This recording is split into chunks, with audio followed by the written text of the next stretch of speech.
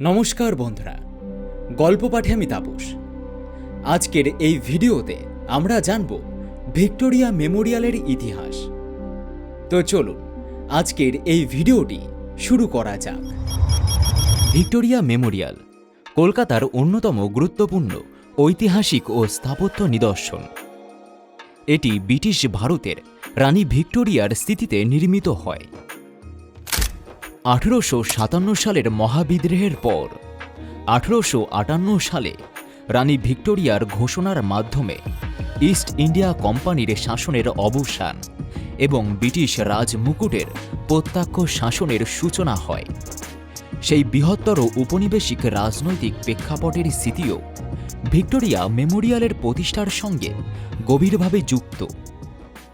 1901 সালের 22 জানুয়ারি ব্রিটিশ সাম্রাজ্ঞী রানী ভিক্টোরিয়ার মৃত্যুর পর ভারতের ভাইসর লর্ড কার্জন তার মৃত্যুকে অমর করে রাখার উদ্দেশ্যে কলকাতায় একটি স্মৃতিসৌধ নির্মাণের পরিকল্পনা গ্রহণ করেন।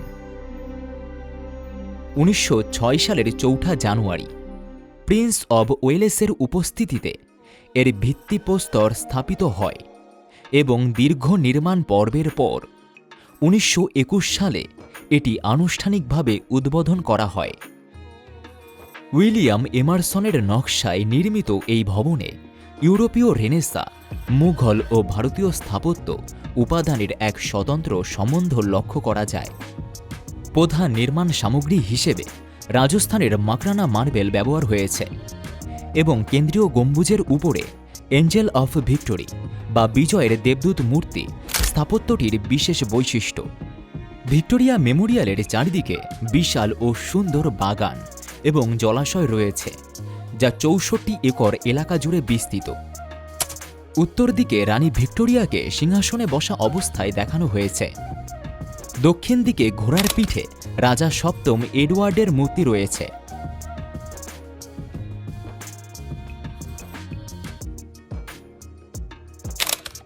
এছাড়াও ভবনের বিভিন্ন অংশে জাস্টিস, মাদারহুড, আর্ট, আর্কিটেকচার ও চ্যারিটির মতো বিভিন্ন প্রতীক ও ভাস্কর্য স্থাপিত হয়েছে। এইসব মূর্তি ও অলঙ্কার ভিক্টোরিয়া মেমোরিয়ালের সৌন্দর্যের পাশাপাশি তৎকালীন ব্রিটিশ সাম্রাজ্যবাদী ভাবধারা ও মূল্যবোধের প্রতিফলন ঘটায়।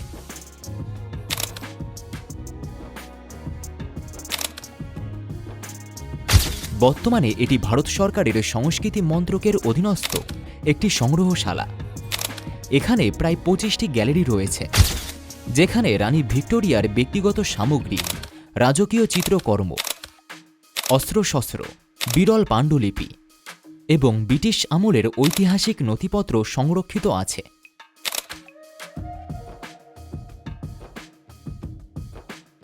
এছাড়াও ভারতীয় ফ্রিডম ফাইটারদের স্মৃতিবিজড়িত বিভিন্ন সামগ্রীও এখানে প্রদর্শিত হয়।